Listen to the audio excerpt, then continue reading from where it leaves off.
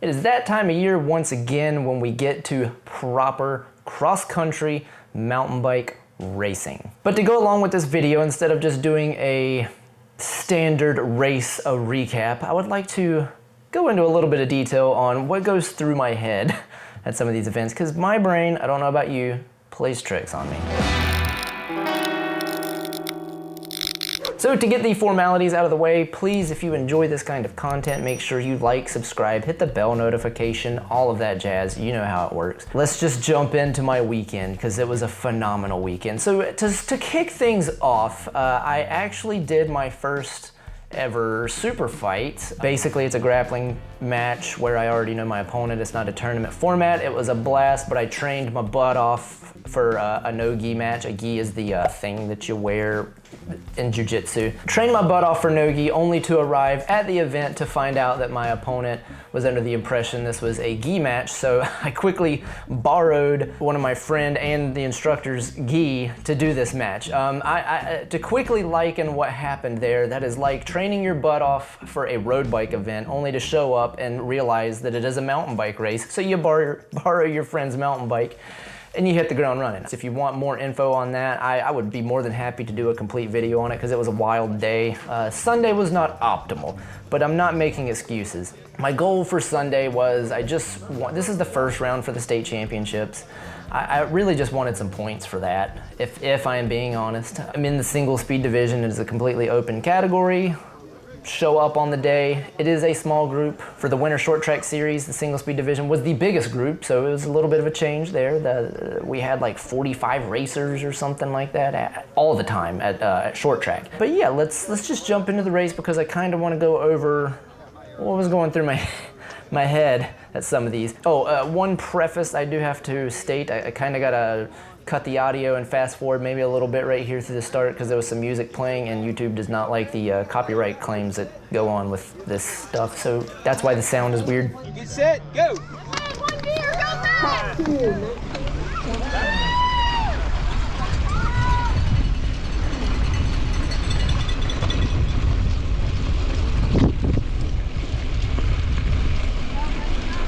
One thing that I definitely have going for me is I have a good kick. I'm a halfway decent sprinter. These races are typically like an hour and a half to 2 hours depending on the course, the mileage, all that jazz. This one is a 2-lap race and typically I would finish in about an hour and 20 minutes or so, but I did get the whole shot.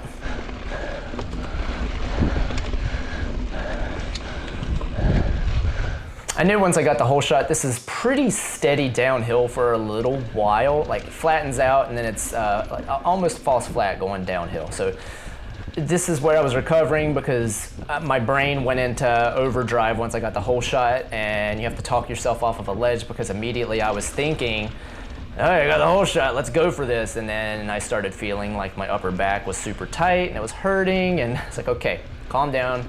You're in the lead, people have to pass you, so I don't need to push the pace yet. This is a 2-lap race. This is not short track.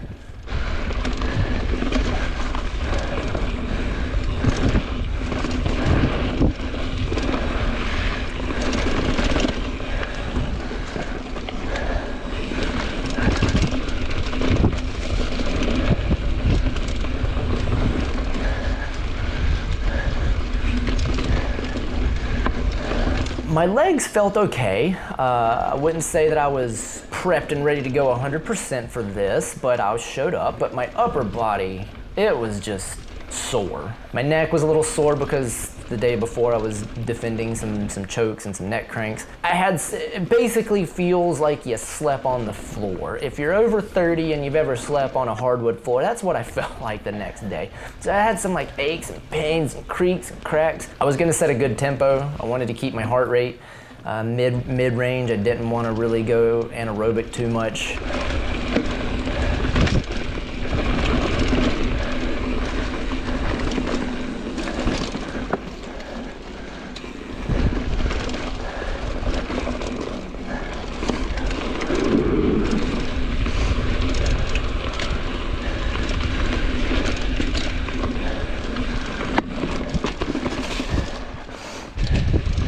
Got 2 behind you, buddy. Go. Thank you. So I have to set the stage for this, and this is where brain trick playing is going to commence, and I'd like to get your guys' opinion on this because I think it's so funny, and I think we've all been there. To set the stage, me and this other guy, I forgot his name. I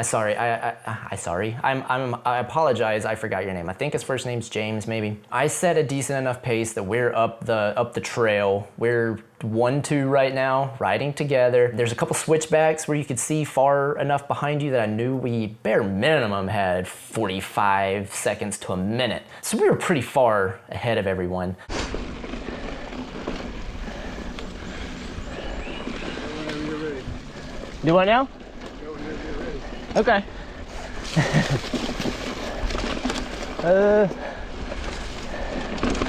Fine.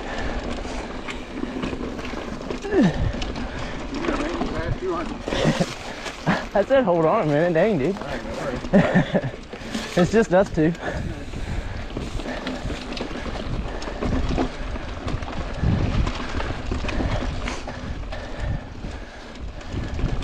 I think he just says I'm ready to go whenever you are. That's why I said, what? And then he said it again, I'm ready to go whenever you are. So I did say it low, I will give you that. I said, hold on. And then he gave me 5 seconds before he said, you're gonna make me pass you, aren't you? So in the moment, I'm like, it kind of took me off guard. I'm like, he really gave me 5 seconds and then said, you're gonna make me pass you? But I'm sitting there stewing on it in my brain. In the heat of the moment, like your ego's high, you are in a race scenario. I would have bet money. Like in my brain, we yelled at each other and he yelled at me, dude, are you not gonna let me pass?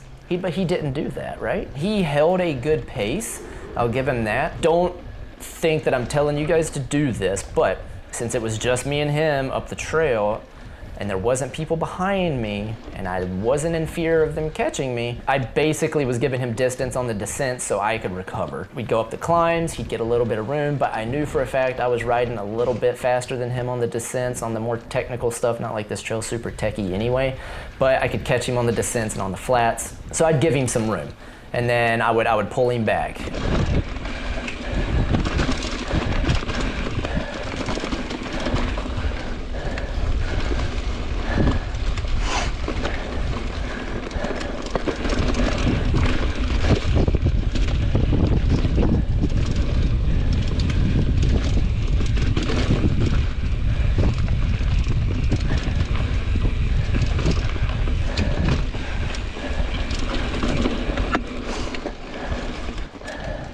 Oh, one more.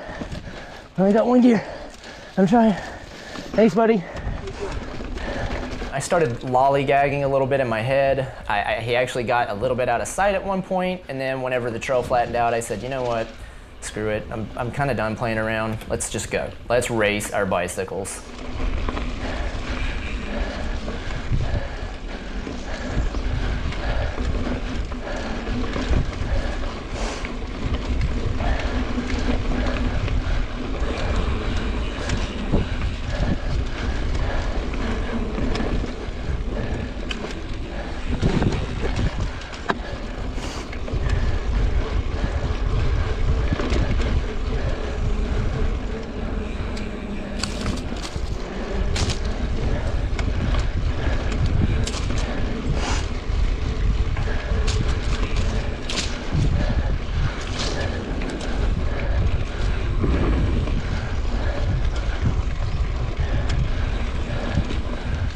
So I pull all the time back and I'm like, all right, I'm not gonna give him room this time. I'm gonna make sure I sit on his wheel, make sure that he knows that I am there, that this isn't gonna be an easy win.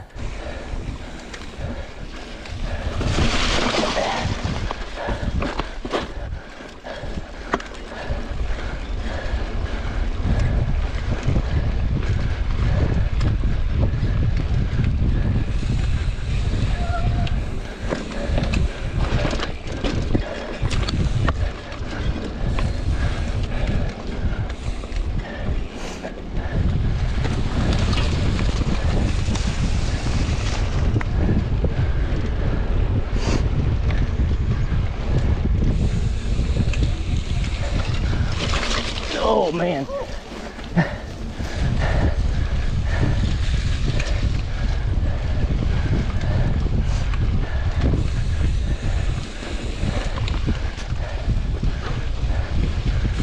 If you look right here on the trail, there is an arrow pointing to the right. Nobody reiterated this to the racers, not saying that they had to, but I'm assuming this is what it was for. There's pink spray paint on the ground, said go right. We did not go right, I was just following him.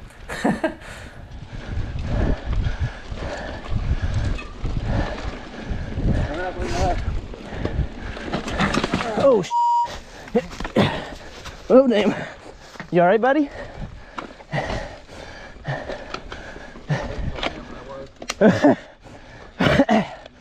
I did not want to win because this guy crashed. I'm not gonna wait, but since it was just me and him and I was pretty confident that we were 1 and 2, I counted to 30. I made sure he was okay.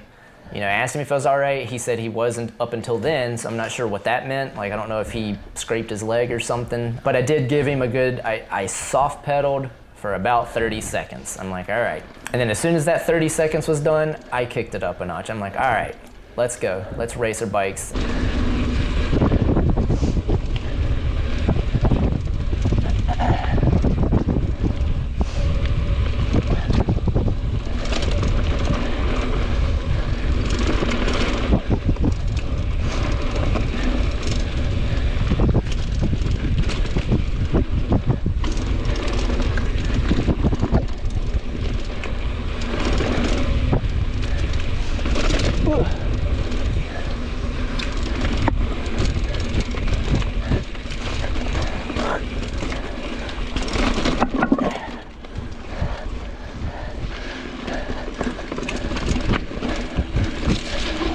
Ooh, how slicker than it looked.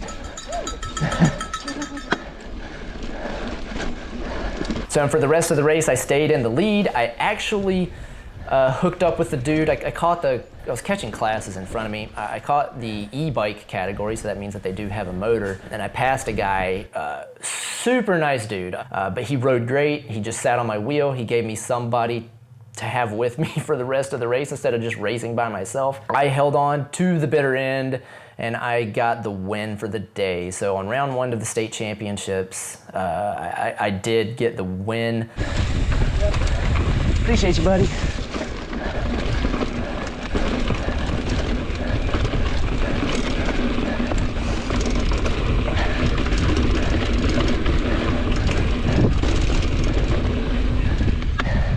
Let me know when to pass. Go on your left here. Thanks, buddy. They're just killing me, you know what I mean? You're handling it good though, dude. Yeah, it's got a little shot. Good luck to you. Thanks, buddy. One on you. I'm gonna try to come on your left. I just got one game. Keep it up. Doing good. This hill sucks.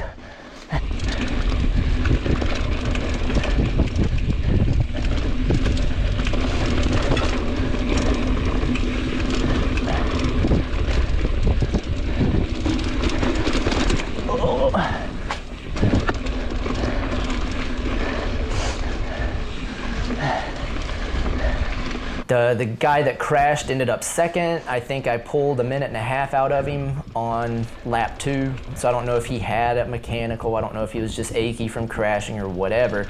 But I wanted to get your guys' opinion on that. Have you ever been in a situation like that where you think something happened, came to find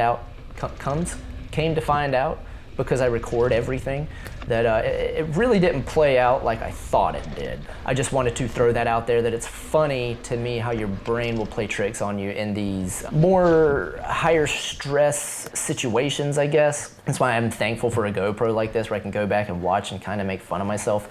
I try to better myself physically and mentally, and this is just something that I'm trying to learn from. So putting it out there kind of helps me, I guess, work through it, right? So thank you guys for coming out. Thank you for supporting the Stump Jump. I do love this race because it is one venue that hasn't changed in 15 freaking years. So it's almost nostalgic every time I come down that road.